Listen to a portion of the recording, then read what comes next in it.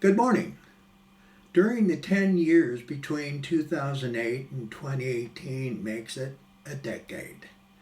And I'm finding the actors and actresses who acted at the Old Town Playhouse in Traverse City, Michigan, and giving them a memory and a video for their family members, children, and especially to them, so they can look back standing on their theater stage. And this time is actress Stephanie Young.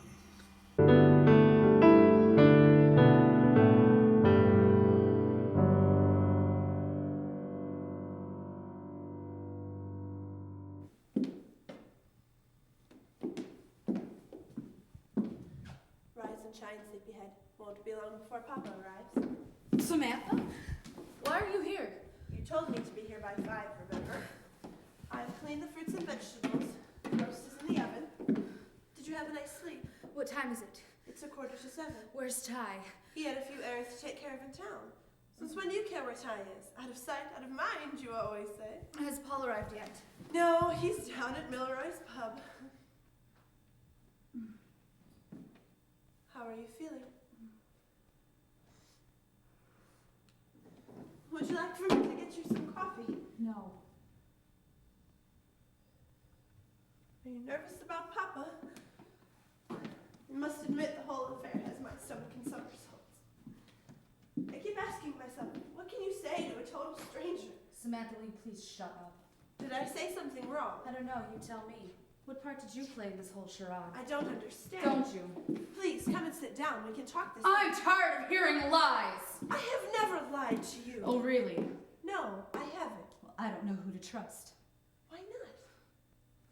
Because nobody's given me a reason to. You can trust me. Can I? We're sisters for God's sake. Isn't that reason enough? Ha! Hello, ladies. I see that you're now awake, darling. What? No rush. Let go of me, please!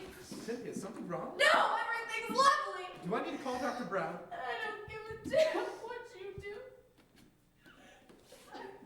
Your father's arrived.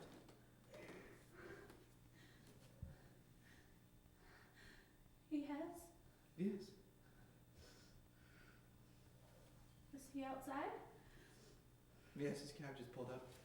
Or would it? No, we'll be proper. Go get ready for your father, sweetheart. Will she be all right? Yes. Plenty of love and rest. She'll be your old self again. I hate seeing her this way. Try not to worry. Dr. Brown and I are watching her very carefully. It's important your father's visit goes well for her. What do I say to a total stranger? Try saying hello. I was 4 when he left. All I know about him is what our mother shared. You're shivering. Am I Yes. having some trouble breathing? I think I should go see if I can help Cynthia. You run along and I'll greet your father. Her last miscarriage nearly took her. Her doctors advised against any new attempts, but her depression has only worsened. I thought you should know. Papa? You must be Samantha. Yes. I'll leave you two so you can get acquainted.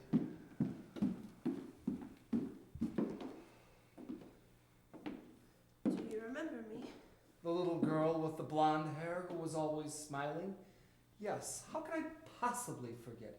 You were the happiest child I ever saw. Just looking at you brought a smile to my face. Forget you? Heavens no. How could I? Did you have a nice trip? Yes, it's beautiful crossing the country this time of year. Are you hungry? Can I get you anything? I'm fine, thanks. This drink is helping to smooth things over. A quick antidote in subduing one's appetite. Cynthia says that you live in New York City. Do you like living there? Yes, once you let the city embrace you, it's quite a thrilling place to be. It's filled with history and a rumbling humanity that refuses to ever be restrained. It values traditions and forges new paths, and it's an honor to experience it. Have you ever been there? No. Perhaps you would like to one day. I could introduce you to cultures you've only read about, where you can dine on international cuisines in a single city block and enjoy the passion of opera and the great masters and art galleries, all in an evening's entertainment. Sounds wonderful, but so far away. It's only a 2 days' journey by train, which is a small price to pay for indulging in one of life's unequaled adventures. Have you always lived in Coeur d'Alene? I'm embarrassed to admit, yes. You can't be a day over 21. You'll have many opportunities to travel. I turned 25 last April. Remembering dates is definitely my Achilles heel. Your birthday is September 13th. Impressive. Mother always lit a candle on the 13th of September. She would gather us around the table and tell us something about you. She said it was her gift to us from you. That was very thoughtful of her. Why did you leave us? You're not one for saving the hard questions for last, are you? The long tale or the short one? It's your story. So it is. If you'd like, I could show you the garden. It's a nice place to sit and talk. Let's go smell the roses, shall we?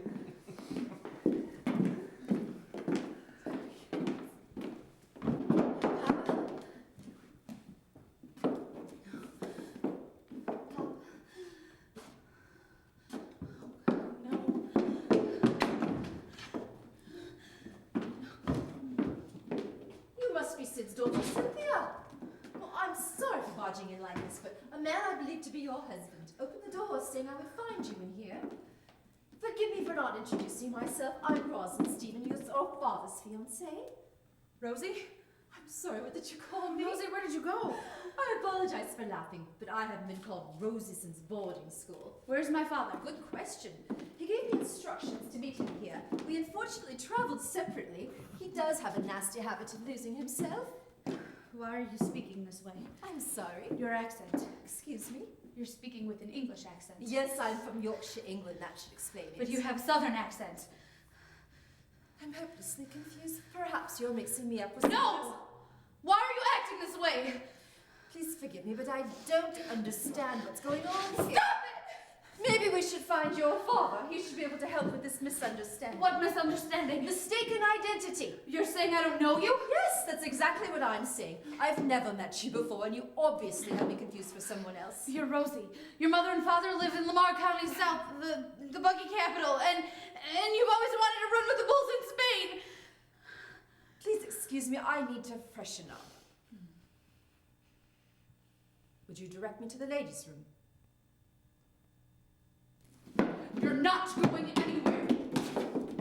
On second thought, we should sit and wait for your father to arrive. Yes, I think that would be best. You said my father went to buy cigars. Why in the world would I tell you that? He abhors any type of tobacco. Who the hell do you think you are? Coming into my home and deceiving me like this? Without being argumentative, I haven't the slightest idea what you're talking about. You can continue to rant at me till you're blue in the face for all I care. But I have nothing more to say to you. Are you calling me a liar? Yes! You're behaving as if you've lost your scruples. How dare you threaten me when I'm entirely innocent of all that you say? If you truly want to know, you're the most disoriented woman I've ever had the displeasure of meeting in my life. Ladies, what appears to be the problem? She's a filthy liar and I want her out of my house! Cynthia, she's our guest and your father's fiancée. Surely there can be something worked out between us. I want her out of here now! Cynthia, let us go talk in private in our room. I don't want to... Our guest does not want to feel unwelcome, does she? I am going for a walk. And when I return, I expect her to be gone. Do you hear me, Ty? I want her out of my house! I'm terribly sorry. I don't know what Sydney shared with you, but Cynthia's going through a turbulent time. She really is a sweet person.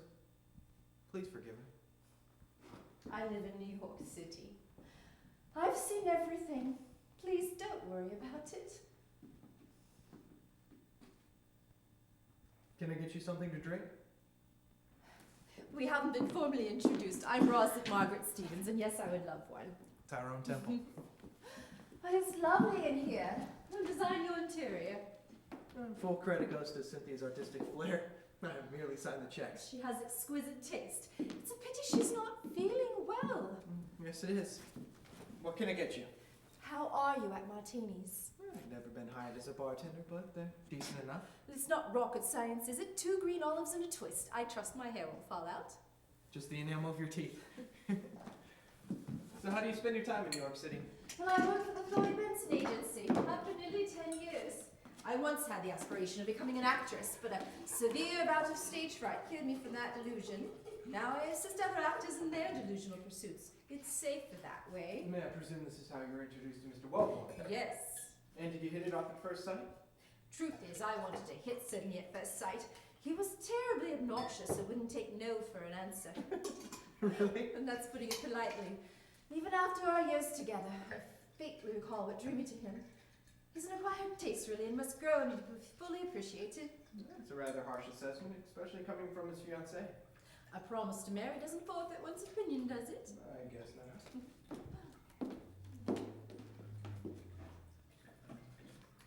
But you must be proud of his acting accomplishments, though. Oh, he's a marvelous actor.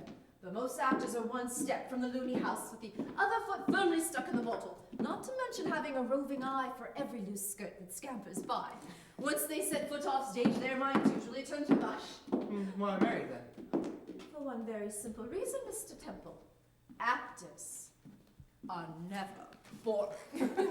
Surely there's another reason. No, I learned trading last for normalcy was a recipe for utter depression. Give me a kook with a sense of humor instead of a drip in the pan any day. Well, here's to all the jolly fruitcake actors in the world. I'll drink to that. Well, if it isn't King Lear in the flesh. How are you, my noble Hello, Sid? my sweet Roswell. I hope your trip was enjoyable. You know how I hate traveling alone by plane. You should have taken more time off and traveled with me. Have you seen your daughter yet? Which one? Cynthia. At the moment, I'm with Samantha in the garden. You really should attend to Cynthia. Why? Is there a problem? Well, I don't want to jump to conclusions, but she became rather agitated when first meeting me. Mr. Temple will agree it was quite nasty. Won't you, Mr. Temple? It was rather nasty, wasn't it? Yes, it was. Nasty? Yes, she became irrational, and I feared she might go violent. Really? Truth is, she does suffer from delusional bouts. Yes. I briefly mentioned this to you in my last telegram. I don't recall that. You described a deep depression and nothing more. I'm confident I did. But there's no sense in our splitting hairs over it now. Well, either way you boys toot your horn doesn't change the fact that the loony bird has flown the coop. Rosie, will you please shut your mouth, darling? You're muddying the waters. I'm trying to make sense of this, so please be considerate, dear. Do you know how much you sound like Humphrey Bogart when you talk to me this way? I don't care if I sound like Ethel Barrymore. Muzzle your mouth. I don't mean to intrude, but is this any way to speak to your fiancée? Excuse me, were we speaking to you? No, but this is my house, and I find it deeply offensive the way you're speaking. And I'd appreciate if you wouldn't interrupt our discussion. I'm only trying to help. Amelia Earhart was only trying to fly around the world, and where did that lead her? What does Amelia Earhart have to do with this? Everything, and I don't need any help from the bum's bleachers when conversing with my fiancée. Well, that was rather tacky, Sid. Yes, it was, wasn't it? Where is she? She didn't say. She ran out, and that was that. We'll just have to wait for her to surface then. I'll return to my confessional in the garden unless you have something more to offer, Mr. Temple. No, you summarized it nicely. I'll leave you to your martinis then. Sydney, why did you come back in here just now? Oh, thank you for reminding me. More whiskey, please? It helps my memory. Thank you. Sydney, I love you. I love you too, darling. Oh.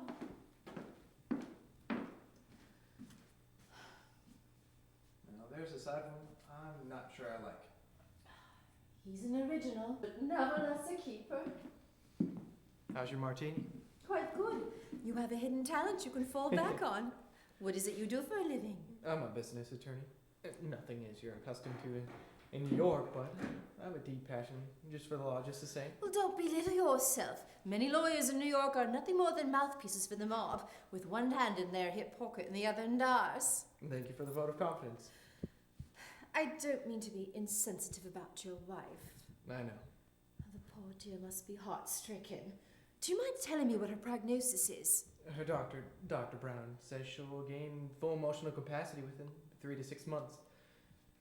But he is concerned about her recent delusional behavior. Has she a history of this? No, Cynthia's always been calming and refreshingly manageable. But I must admit, there are times I wonder if she's the same woman I married 7 years ago. It must be difficult. Yes, it is. May I freshen up your martini? Please do. Do you find it difficult living with Sydney? Well, I hardly knew you well enough to answer a question like that. You're both mature adults. I didn't think you'd mind. What gives you the notion I'm mature? By the way you carry yourself. And how do I carry myself, Mr. Temple? I'd say in any direction you wish. Do you speak to your clients this way? It'd depend on the case, wouldn't it? You're not peeking in my closet, are you, Mr. Temple? Never. Am I interrupting? Sydney! I'm flattered you remembered my name. Finish in the garden? There's more weeding to be done, but we decided to put it off for later. More whiskey, Mr. Wellborn? I really shouldn't, because it's so painful to refuse. Are you Rosalind? Yes, I am. I'm Samantha. Welcome to Coeur d'Alene. Thank you. Your father's told me how cute you were as a child. So I've heard. Have you met my brother Paul yet? No, I haven't. Then he hasn't arrived yet. I apologize for him. It's one of his many shortcomings, I'm afraid. The evening is still young. You may prove us yet. Have you met Cynthia? Oh, yes. She's not feeling very well. I know. Samantha, where do you suppose your brother's keeping himself? Milroy's pub, his home away from home. Already a taste for liquor, eh? That in political debates with the boys at the bar. Already a budding politician in the family. Yes, and who often turns heated debates into bloody scuffles. Broken nose and 2 chipped teeth is mementos to prove it. Well, he must be hot-headed then. It must run in the family. Well, Mother was always so calm. Paul definitely didn't get his temperament from her. He was born with a chip on the shoulder, if you ask me. Were you there when he was born? No, of course not. Paul's always been deeply moody and prone to overreact at the slightest drop of a hat. You don't like him very much, do you? I didn't say that. It's only my observation over the years. I've been like a Father figure? Yes, like a father. No fault in that, is there? I believe not. Under the surrounding circumstances, I'm not in any position to complain, am I? I wouldn't know. Are you? Am I what? Complaining. Do I appear to be complaining, Mr. Temple? It sense a hostility in you? Yes. What if I said that I was rather amused instead? Then I'd say you're being less than truthful. Are you calling me a liar? I believe we're becoming dangerously sidetracked on issues better left unsaid. And I don't share your opinion, Mr. Temple. No sense wasting valuable time doing a meaningless soft shoe. Why don't you say what you really feel about me? It's so pathetic when a man hides behind a false integrity. It's a cowardly act, really. It's the measure of a man who is incomplete and has no backbone to step to the forefront of situations, to show himself to be true and not merely an illusion. Is that you, Mr. Temple? Are you an illusion? Sydney, you should wait It's another a wonderful time, Rosie. What's this better time than now? What do you expect to accomplish by insulting me? When I was a kid growing up in the streets of Brooklyn, I had to rely on my intuition to see me through some rough times. After getting my nose broke a few times, I began to realize things aren't what they appear to be. Smoke and mirrors, the old shell game. Now you see it, now you don't.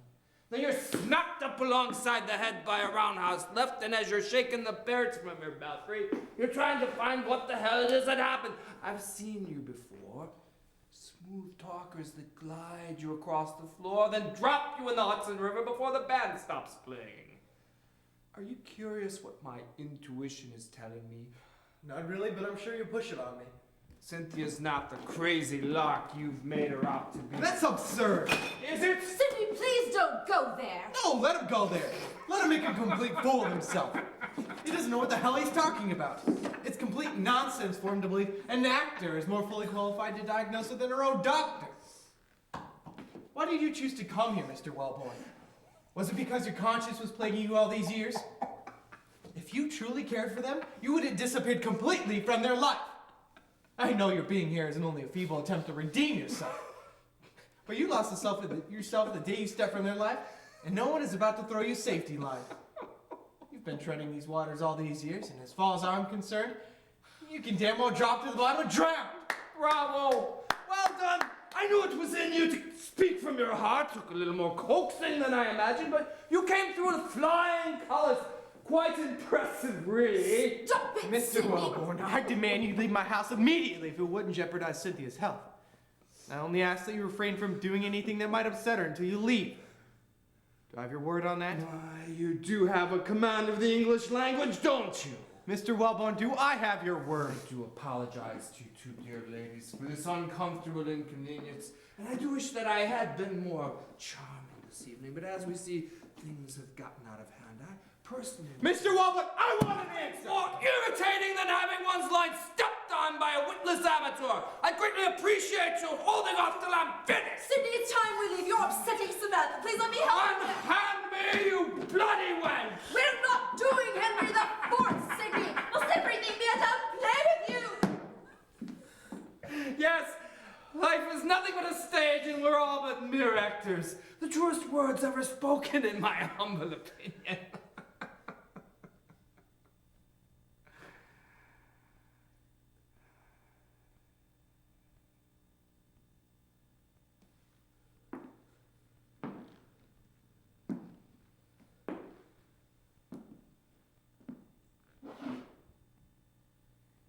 But of course, there are those atrocious actors. Those that stink up the stage, causing them that are worthy to vomit.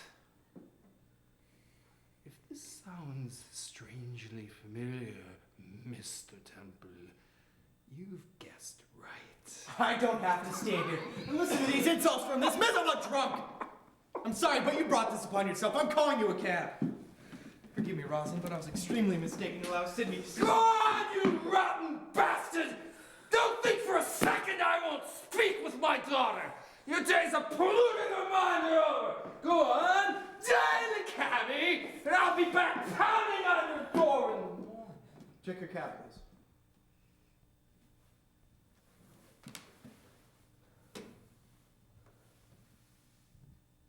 Cynthia?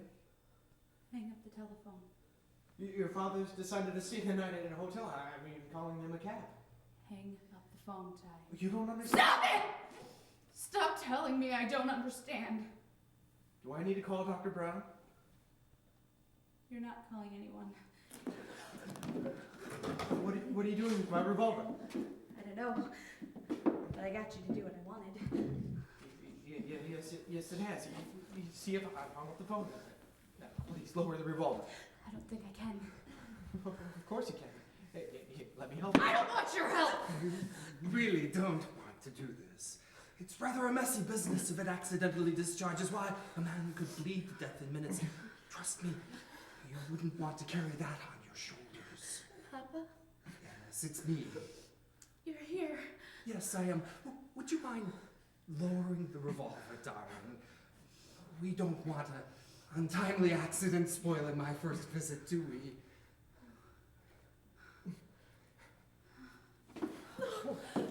Someone bring her a blanket. She's exhausted and has a chill. Shouldn't you ask her husband what ought to be done? Hell no, he's made a mess of things already. In spite of your opinion of me, we should take these matters up in the morning, Mr. Wellborn.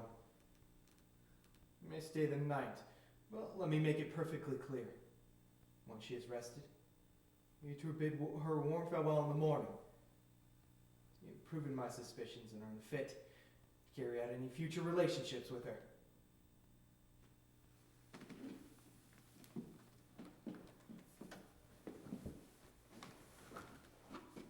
And another thing, Mr. Wellborn, don't ever come between my wife and myself, for it can prove disastrous for you.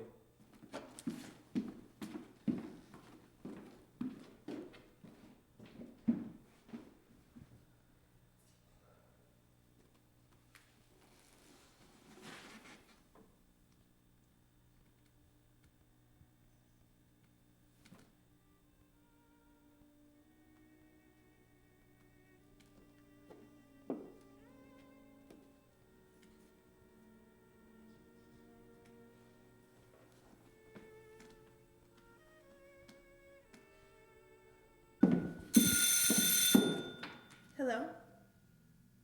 No, I'm her sister. May I help you? Cynthia, there's a gentleman from the police department who would like to speak to you.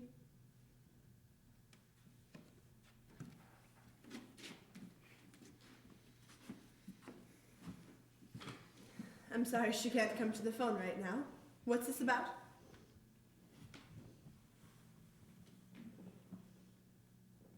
He said what?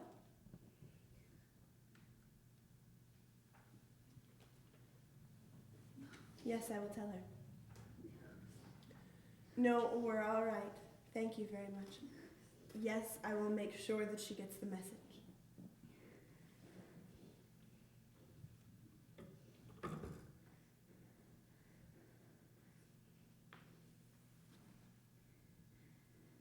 Can I get you anything? Yes. A glass of juice. Orange, apple, or cranberry? Apple. And could you put a slice of lemon in it? It helps to soothe my sore throat. I wasn't aware that your throat was sore. Oh my. What a shock to learn you don't know everything.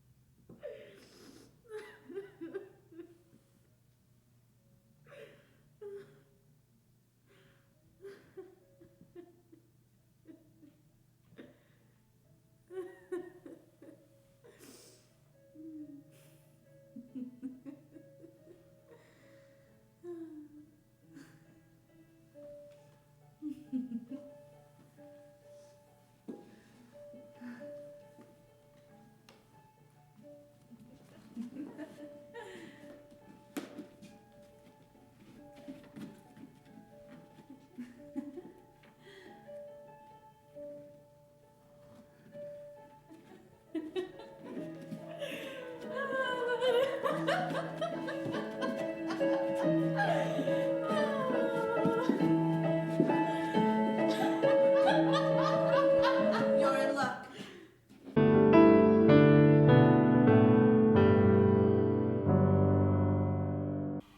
Good morning.